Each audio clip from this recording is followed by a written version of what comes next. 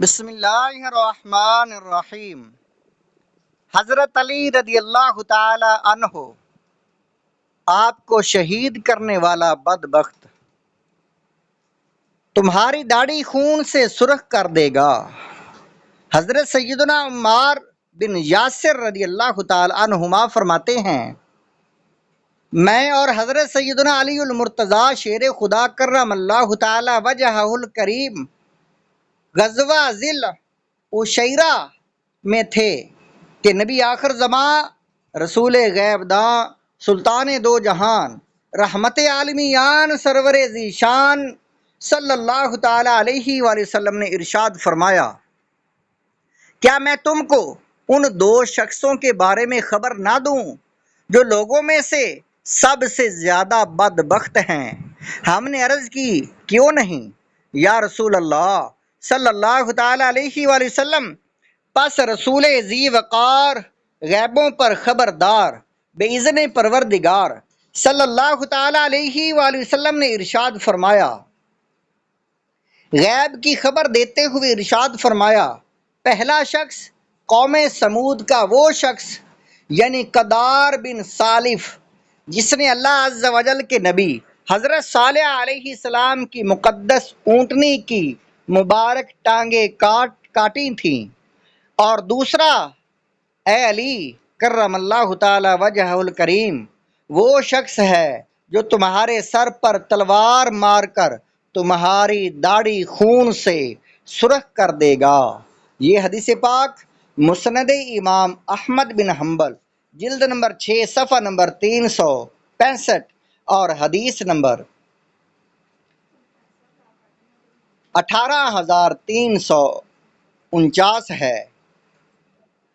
جن کا کوثر ہے جنت ہے اللہ کی، جن کا کوثر ہے جنت ہے اللہ کی، جن کے خادم پہ رافت ہے اللہ کی، دوست پر جن کی رحمت ہے اللہ کی، جن کے دشمن پر لعنت ہے اللہ کی، ان سب اہل محبت پہ لاکھوں سلام۔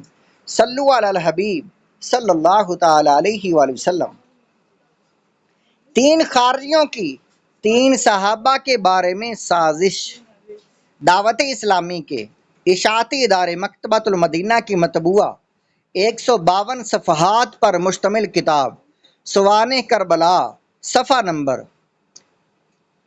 76 اور 77 پر صدر الفاضل حضرت علامہ مولانا سید محمد نعیم الدین مراد آبادی علیہ رحمۃ اللہ الہادی نقل فرماتے ہیں، خوارج میں سے ایک نامراد عبد الرحمن بن ملجم مرادی نے برک بن عبداللہ تمیمی خارجی اور عمرو بن بکیر تمیمی خارجی کو مکتبۃ المدینہ میں جمع کر کے مولا کائنات مکۃ المکرمہ میں جمع کر کے مولا کائنات حضرت سیدنا علی المرتضیٰ، حضرت سیدنا امیر معاویہ بن ابی سفیان اور حضرت سیدنا عمرو بن عاص رضی اللہ تعالی عنہم کے قتل کا معاہدہ کیا، اور امیر المومنین حضرت سیدنا علی المرتضیٰ کرم اللہ تعالی وجہ الکریم کے قتل کے لیے ابن ملجم آمادہ